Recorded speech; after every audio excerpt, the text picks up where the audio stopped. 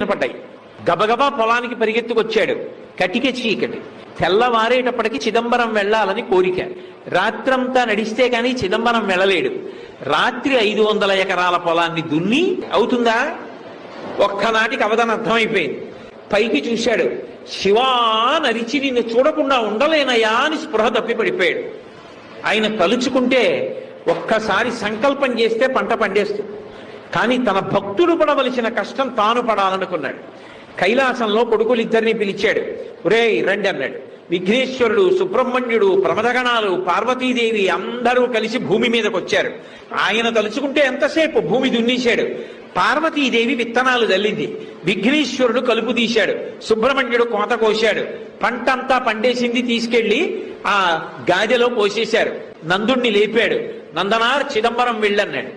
ఎలా వెళ్ళను? ఎలా పంట అన్నాడు. పండేసింది చేర్చేశామన్నాడు. నీ యజమానికి చెప్పి వెళ్ళిపో అన్నాడు.